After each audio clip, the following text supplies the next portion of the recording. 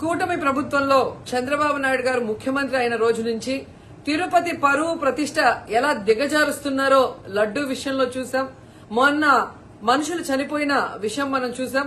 ఈ రోజు deputy mayor ఎన్నికల్లో ఏ విధంగా మేయర్ మీద గాని, అలాగే వచ్చిన కార్పొరేటర్ల మీద, అలాగే దళిత ఎంపీ మీద దాడులు చేయడం మనం కళ్ళారా చూస్తున్నాం.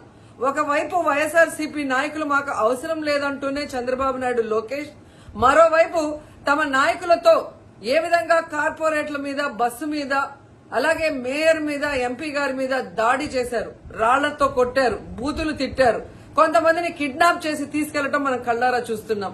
ఇవన్నీ కూడా పోలీసులు చూస్తుండగానే వాళ్ళ ప్రేక్షక పాత్ర వహించినప్పుడే జరగటం అనేది ఈ రాష్ట్రంలో లా అండ్ ఆర్డర్ ఎంత ఘోరంగా ఫెయిల్యూర్ అయిందో మనకు అర్థమవుతుంది.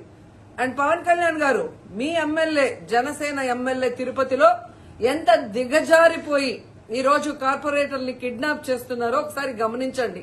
నిజంగా మీరు చెప్పుకున్నట్టు చంద్రబాబు నాయుడు, లోకేష్, పవన్ కళ్యాణ్ మాకు 93% సీట్స్ వచ్చినాయి మొన్న ఎమ్మెల్యే, ఎంపీ ఎలక్షన్ లో అన్నారు. మీది ఈవీఎం గెలుపు అని అందరూ కూడా అనుకున్నారు. అదే నిజం అనేది ఇక్కడ మళ్లీ ప్రూవ్ అయింది. ఎందుకంటే నిజంగా ప్రజల ఓట్లతో మీరు 93% సీట్లు సంపాదించుంటే ఈ రోజు ఒక డిప్యూటీ మేయర్ పోస్ట్ కి ఇంత రాద్ధాంతం చేసి, ఈ విధంగా రౌడీజం, గుండాయిజం చేసి కిడ్నాప్ చేయాల్సిన అవసరం ఉందా అని నేను అడుగుతున్నా.